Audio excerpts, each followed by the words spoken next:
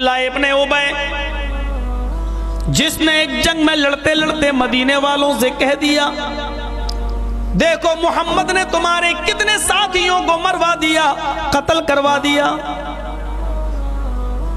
چلو ہم سب مدینہ لوٹ کر چلتے ہیں، تم میں سب سے بڑا عزت والا میں ہوں، سب سے بڑا ذلیل انسان، سب سے بڑا انسلٹڈ مین یہ ہے محمد صلی اللہ علیہ وسلم، چلو ہم مدینے چلتے ہیں اور سب سے بڑا عزت والا سب سے بڑے ذلیل کو مدینے سے نکال دے گا، لَيُخْرِجَنَّ الْأَعَزُّ مِنْهَا الْأَذَلَّ۔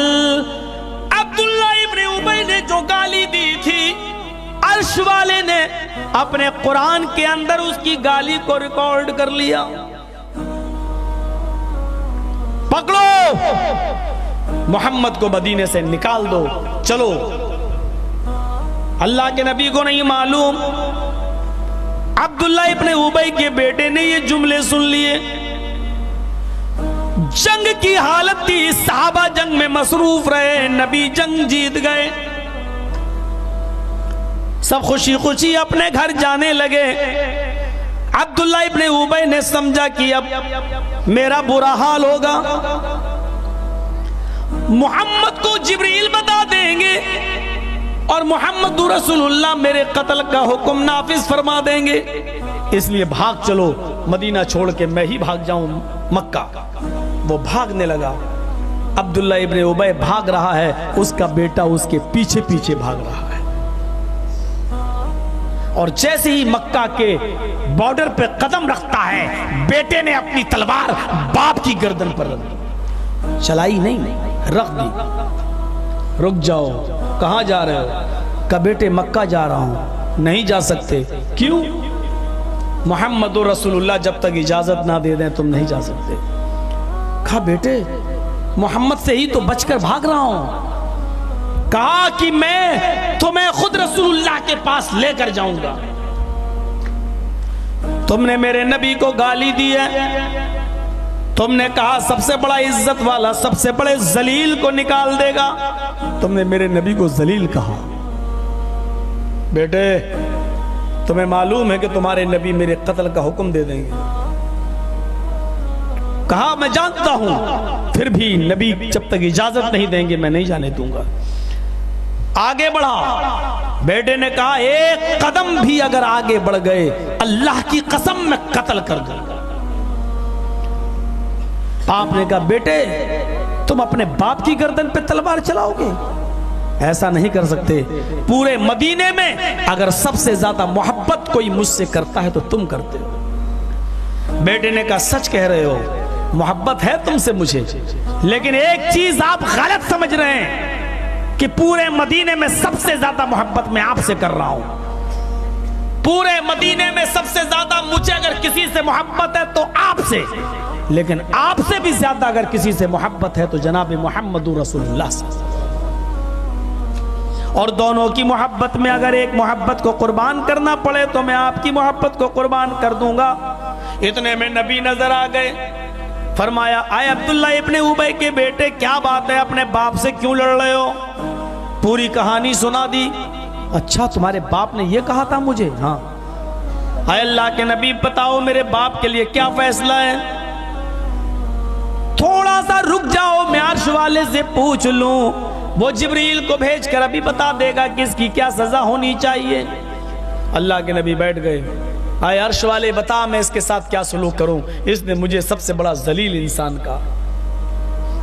ابھی بیٹھے ہی تھے، آسمان سے عبداللہ ابن ابی کے قتل کی کوئی آیت نازل نہیں ہوئی، جبریل بھی کوئی خبر لے کے نہیں آئے۔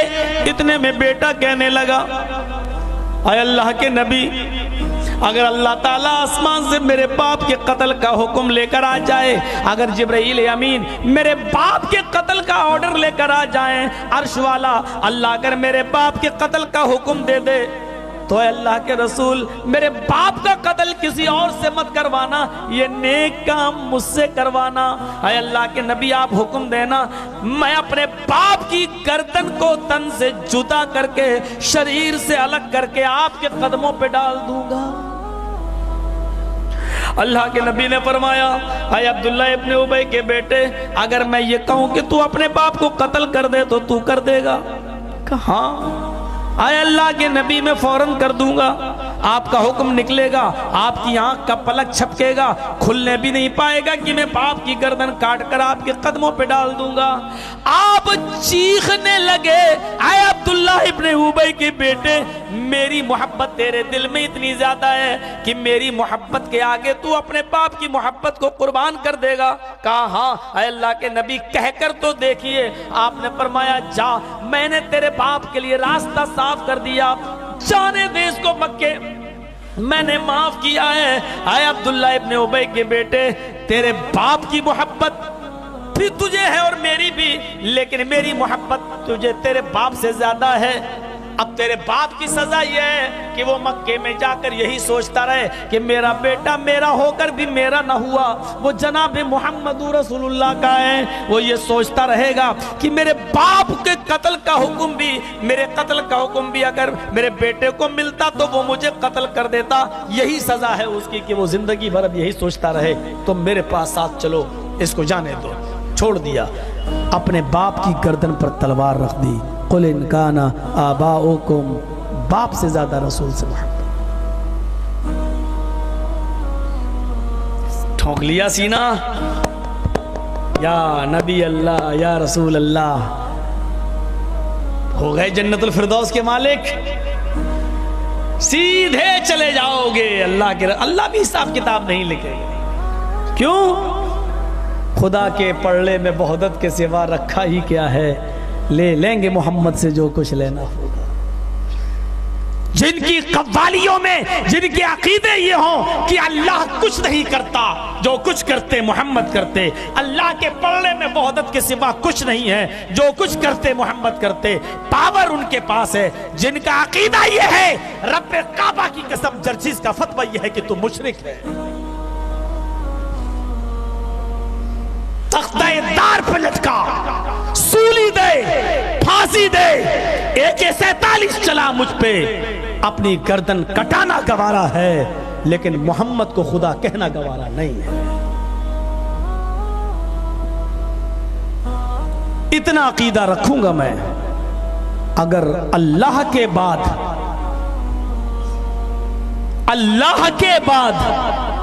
اور غور سے سنو، اللہ کے بعد کائنات کی سب سے بڑی ہستی کوئی ہے تو وہ ہستی ہے جناب محمد رسول اللہ۔ لیکن اللہ کے بعد تم یہ کہو کہ اللہ کو ہم محمد کی جگہ پہ لا کے رکھ دیں اور محمد کو ہم اللہ کی کرسی پر بٹھا دیں صلی اللہ علیہ وسلم، تو یہ نہ ہمارے اسلاف نے سکھایا ہے، نہ ہمارے بزرگوں کی یہ تعلیم رہی ہے، نہ ہمارے نبی نے یہ بتایا ہے۔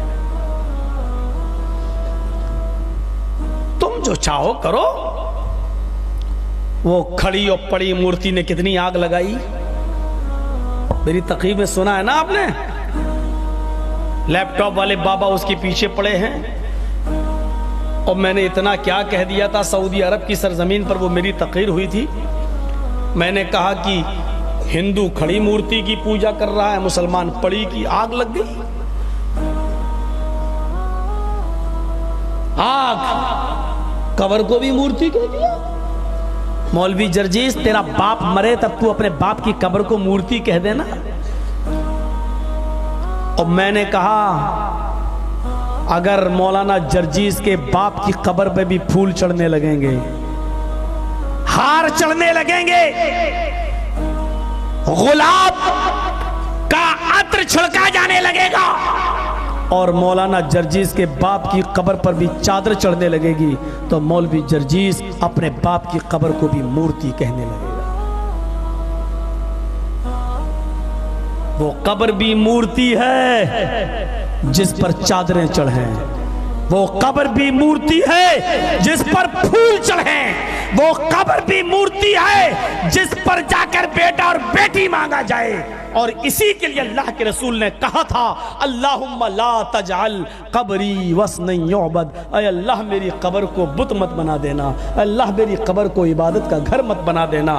جیسے یہود اور عیسائی اپنے نبی کی قبر پہ سجدے کرنے لگے، اے اللہ میری قبر کو سجدہ کرنے کی جگہ نہ بنا دینا۔ دینا. اللہ کے رسول نے یہی دعا تو کی تھی.